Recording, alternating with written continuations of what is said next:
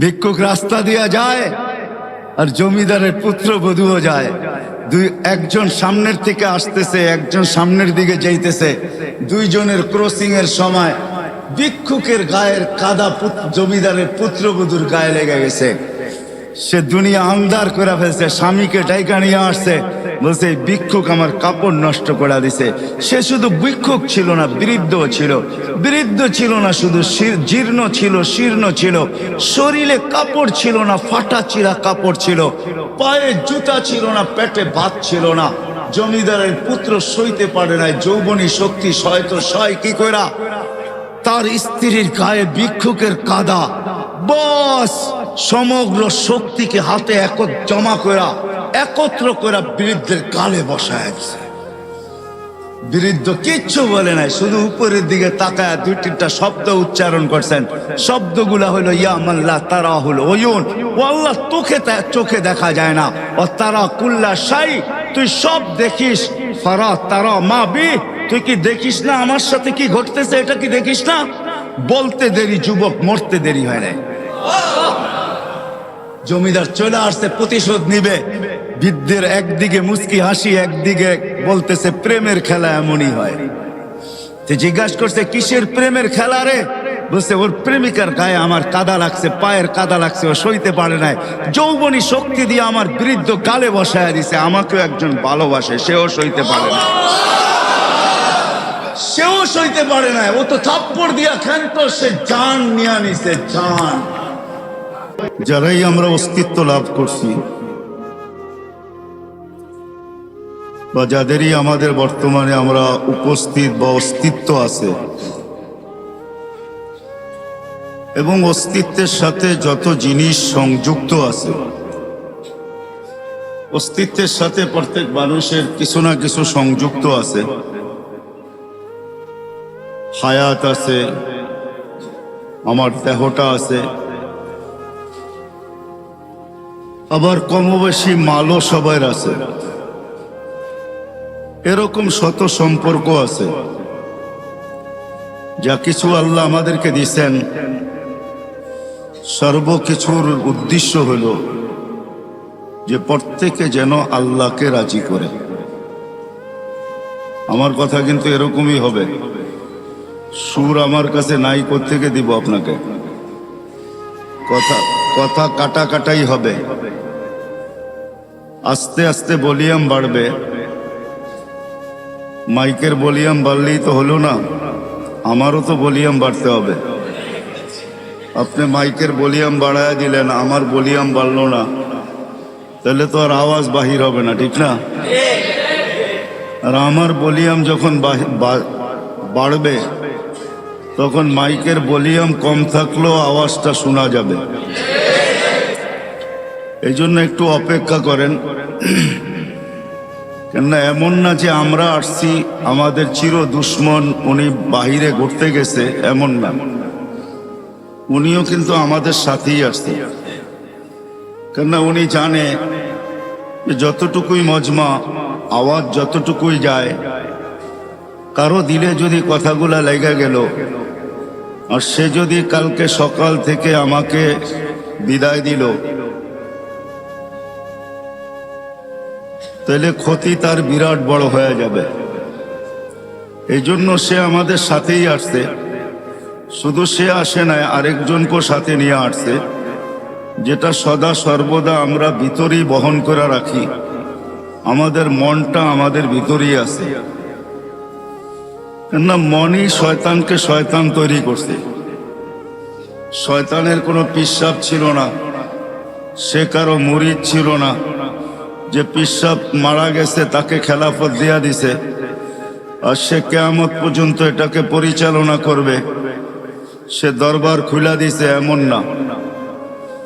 তার মনই তাকে বিরোধিতা করা, তার মনই তাকে গুমরা করছে। ঠিক আমাদের ভিতরে কিন্তু আমাদের একটা মনও আছে, যেটা শয়তানকে পদভ্রষ্ট করছে। শয়তানের মনই শয়তানকে ধোঁকা দিছে, এই কথা বুঝাইছে যে তুই তো উত্তম, মাটিকে জ্বালায়া ইটো বানাস, আবার সবকিছুকে জ্বালায়া তুই ছাইতে রূপান্তরিত করিস। তুই আগুনের তৈরি, মাটিটাকে সেজদা করবি তো করবি কেন? তার বুঝে আসছে, যুক্তি দিয়া তাকে বুঝাইছে, যেরকম আমরা এখন যুক্তি তর্ক দিয়া বুঝি। সবাই মনে মনে ভাবে, কথাগুলা শুনি, ভালো লাগার পরেও অনেকজনে এই কথাই বলবে যে আমাদের বিবেক বুদ্ধি বিদ্যা কি কম আছে নাকি? আমরা জেনারেল শিক্ষায় শিক্ষিত, আর হুজুররা হইল ধর্মীয় শিক্ষায় শিক্ষিত। অথচ সে কোনোদিন তাকায় দেখে নাই যে ডিকশনারিতে জেনারেলের অর্থটা কি লেখা আছে। ডিকশনারিতে জেনারেলের অর্থ লেখা আছে সাধারণ শিক্ষা। সাধারণ জিনিস নিয়ে যে গৌরব করা যায় না, এটা আমাদের মাথায় নাই। বিদায় আমরা বইলা বেড়াই আমরা কি শিক্ষিত কম নাকি? বরিশালের থাকলে তো বইলেই বসবে, মুই কি কম বুঝি, মোরে বুঝাইতে হইবে। তো বিদায় যুক্তি তর্ক দিয়া শয়তান বুঝাইছে, মন বুঝাইছে শয়তানকে যে তুই উত্তম।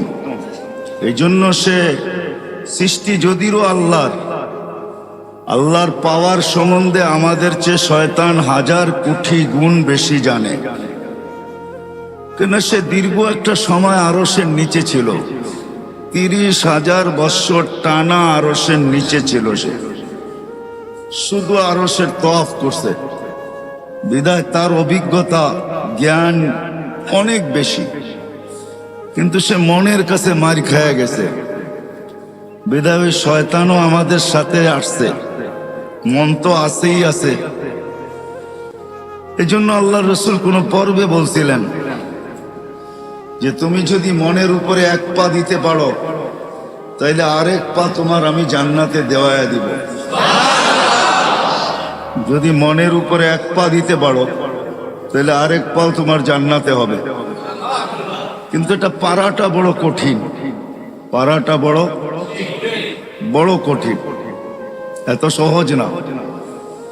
এই জন্যই হাদিসে শব্দ আছে, আলা ইন্না নারা সাহালুন, জাহান্নামে যাওয়া অনেক সহজ, জান্নাতে যাওয়া এত সহজ না। আলা ইন্নাল জান্নাতা হাসানুন বিরবওয়া, জান্নাত বড় উঁচা, বড় চূড়ায় চড়তে হবে, চড়তে চড়তে চূড়ায় পৌঁছতে হবে, তারপরে জান্নাত মিলবে। আর বলছে জাহান্নাম সহজ, আলা ইন্নান নারা সাহালুন, জাহান্নাম সহজ। আলা ইন্নান নারা সাহালুন, জাহান্নাম বড় সহজ। বিশাহওয়া, শুধু মনের ঘোড়ার উপরে বসা যাও, মনের ঘোড়া তোমাকে জাহান্নামে ঢুকায় তারপরে ফিরে আসবে, এর আগে ফিরবে না। তোমাকে কিচ্ছু করতে হবে না। বিদায় ধৈর্য সহকারে ধ্যান দিয়া শুনবো, তাইলে কথাগুলো বুঝে আসবে। আর যদি আজকে বুঝে আসে, তাহলে করা সহজ হবে। এটাই আমার আলোচ্য বিষয়ের প্রথম হেডলাইন ছিল, এটাই যে আল্লাহ আমাদেরকে যা কিছু দিছেন, অস্তিত্ব বলেন, যার কাছে যা আছে, যুবকের কাছে যৌবন আছে, তো এটা আল্লাহকে পাওয়ার জন্য। আমি এক একটার উদাহরণ দিব। যুবককে যৌবন দিছেন আল্লাহ পাওয়ার জন্য। যদি আল্লাহ পাওয়ার জন্য যৌবন না দিতেন, তাহলে আল্লাহ এতগুলা পুরস্কার কোনোদিন ঘোষণা করতেন না। আল্লাহ যুবককে আগেই শোনায়া দিয়েছেন, তোমার যৌবন আমাকে পাওয়ার জন্য। পাইলে কি হবে মালিক? তোমার জন্য এখন থেকেই আমি আরশের নিচে গ্যালারি বানাইতে শুরু করব।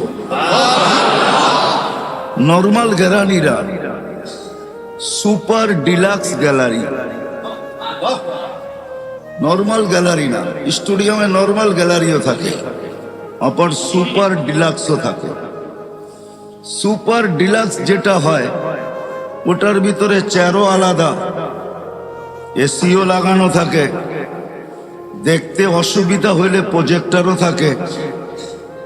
কি বলেন, বুঝাইতে পারতেছি? দেখতে যদি কোনো যুবকের অসুবিধা হয় তো প্রজেক্টর থাকে। আবার ওটার ভিতরে খাওয়া দাওয়াও থাকে।